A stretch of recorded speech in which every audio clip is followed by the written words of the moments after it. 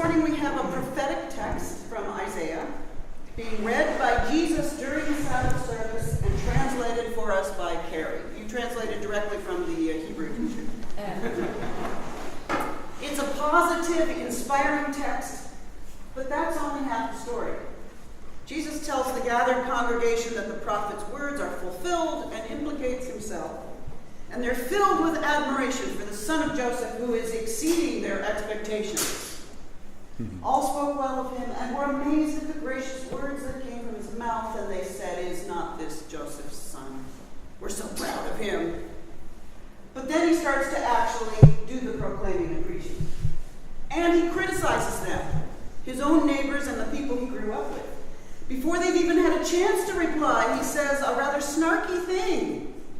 "Truly I tell you, no prophet is accepted in the prophet's hometown." That is snarky. This is the definition of snarky. Now there's a self-fulfilling prophecy.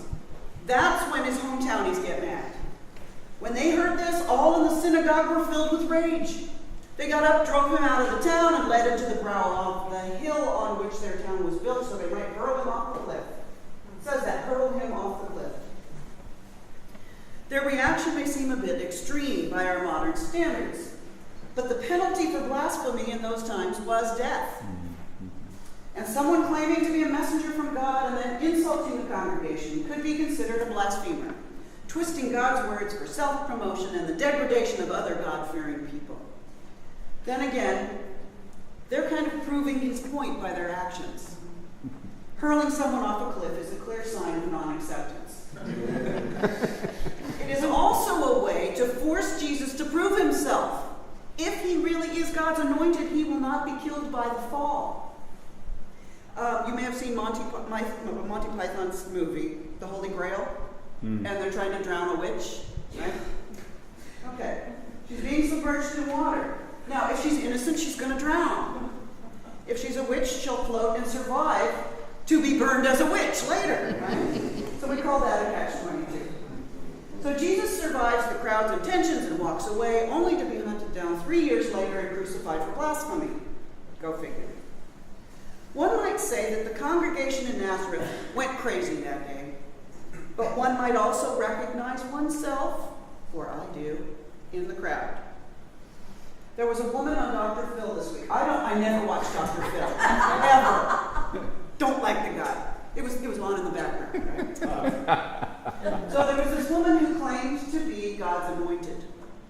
Her family brought her to the doctor to help her deal with her mental illness and get help, while she just wanted them to leave her alone to do God's work. For television purposes, they made a deal out of her praying over roadkill in order to resurrect and give new life to these animals. And her husband defended her, claiming she had cured him of his homosexuality. When he said that, I made my judgment, and I knew she'd gone mental, and so had he.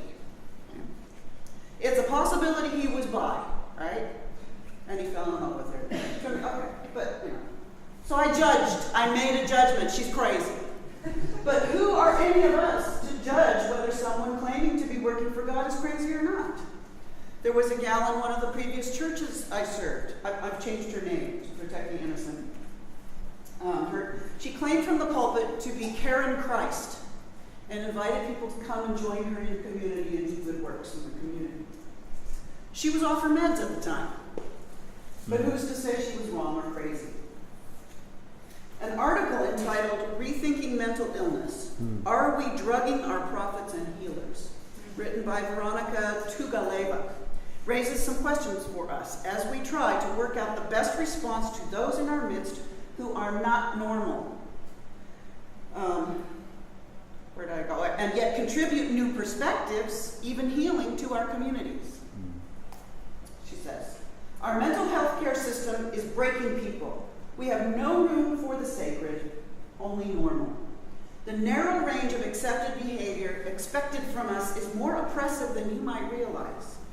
That is, until we experience beyond it, until we get judged, until we don't fit in, until we need fixing.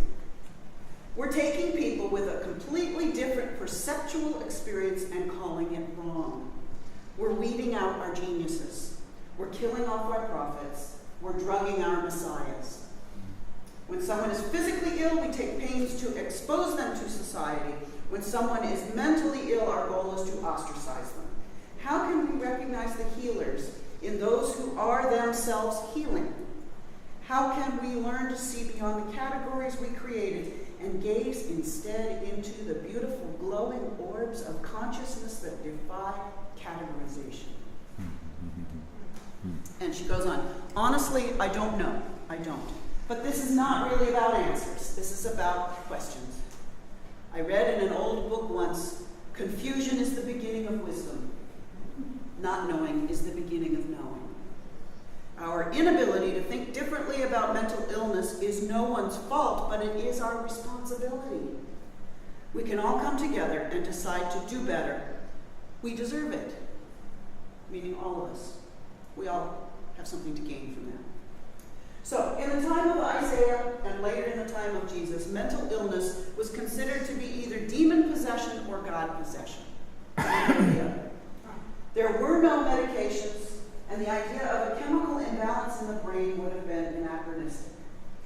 Over the ages, there have been numerous prophets, artists, and geniuses who would have been considered mentally ill by modern standards. If you look at the biblical prophets, they were crazy. They acted crazy. But they were considered prophets, right? People who never fit into their society, who heard voices and saw things, who committed suicide or self-injured or became alcoholics or drug addicts in order to cope with their lives. But they also created unimaginable works of art, invented things that are now a part of our common life, wrote poetry, became world-renowned actors and comedians, founded alternative societies, and changed the world irrevocably. When Robin Williams left us, that one hit home. I miss him in the world. What a light. What a light. We're currently blaming mental illness for many of the mass shootings that regularly happen in our country now. And I can see how that can be construed as demon possession. Those who destroy the lives of others must be restrained in some way, physically or chemically. But there are just as many who are destroying the lives of others who are in elected office or boardrooms of corporations, and we're not as quick to judge them mentally ill or restrain them. And then there are those who are relatively harmless, or those who are incredibly creative and interesting and unique, who are living on the street or in poverty or in their parents' houses, who have something important to contribute to the conversation, to our common life. Jesus was homeless, arguably by choice. He had 1 or 2 sets of clothes and a backpack, and that's all. He lived on the kindness and hospitality of others and the rain ponchos that people gave away to him. He hung around with other homeless and outcast people. He had a unique perspective on the status quo and had some criticisms for the powers that be. You should hear some of the amazing conspiracy theories if you sit at a table with a number of people who are homeless.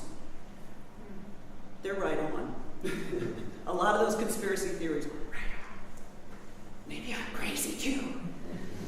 He was attributed with healing powers, both physical and spiritual. He told stories that didn't necessarily have a logical ending or an ending at all.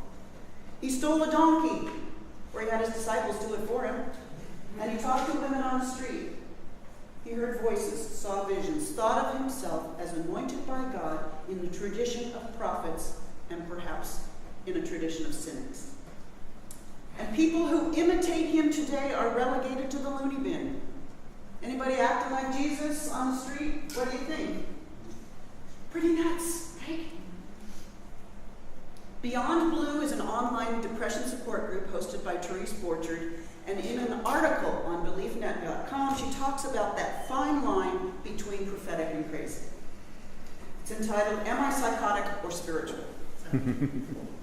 One of the first psychiatrists I saw would vote psychotic.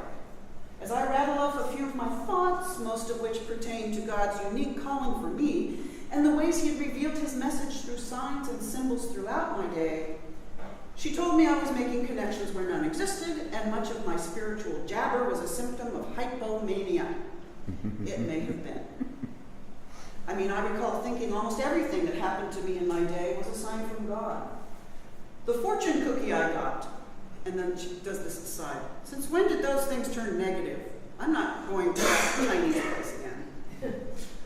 The fortune cookie I got during this psychic phase read, "You are in over your head. It's time to seek professional help." So I went a little, give me a sign, and please create my destiny because I haven't a clue as to where I am going. Crazy. But I'm not about to throw out baby Jesus with the holy bathwater either, because I do believe, as loony as this sounds, that God has commissioned me with a purpose, and that he communicates through people, places, and things, and randomly mean fortune cookies. I try to be as receptive as possible to picking up on those clues. Do any of us try to find clues from God around us and through the people around us? And some people are very sensitive to those clues. Being Christians in America in 2017, being slightly countercultural and prone to helping people in need, being actors and writers and artists and activists, having a unique perspective that is a bit jarring to people from the Midwest. Does this mean we've gone mental? Yep. They call this fruit and nut land, right?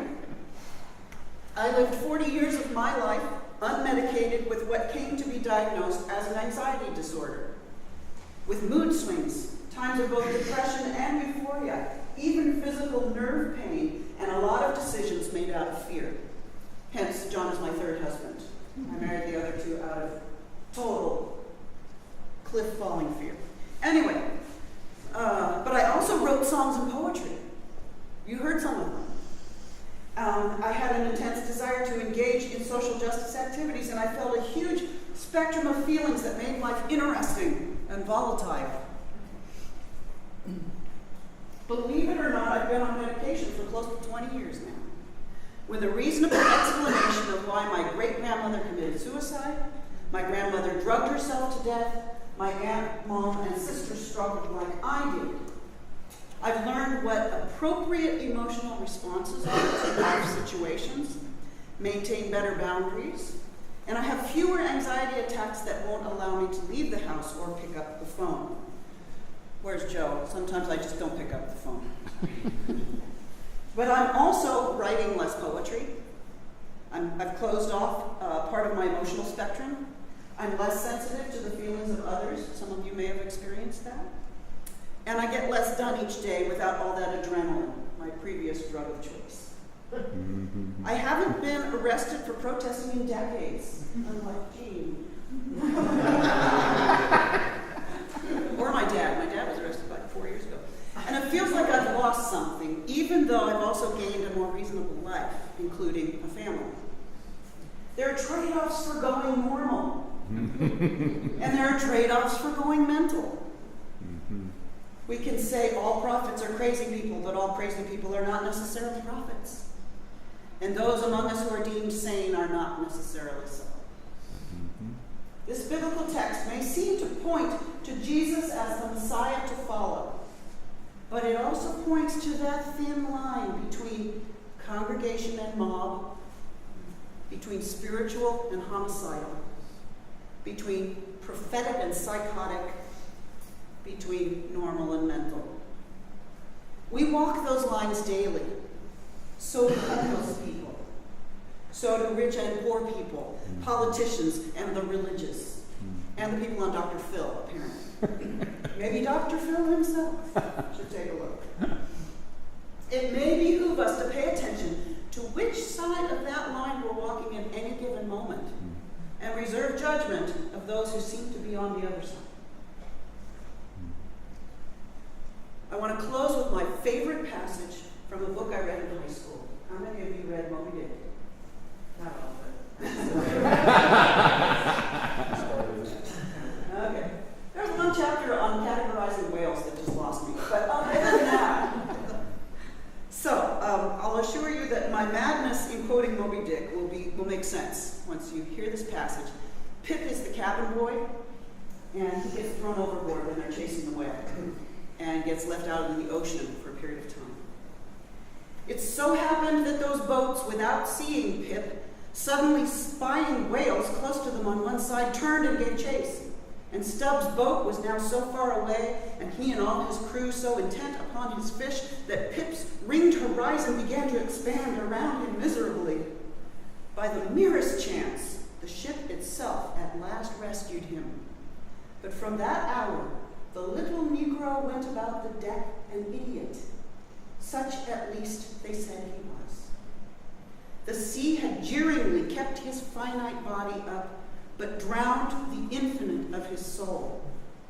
Not drowned entirely, though, rather carried down alive to wondrous depths, where strange shapes of the unwarped primal world glided to and fro before his passive eyes, and the miser merman wisdom revealed his hoarded heaps, and among the joyous, heartless, ever-juvenile eternities, Pip saw the multitudinous God omnipresent coral insects that out of the firmament of waters heaved the colossal orbs.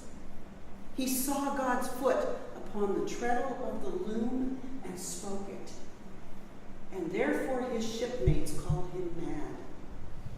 So man's insanity is heaven's sense, and wandering from all mortal reason, man comes at last to that celestial thought, which to reason is absurd and frantic, and weal or woe feels then uncompromised, indifferent as his God.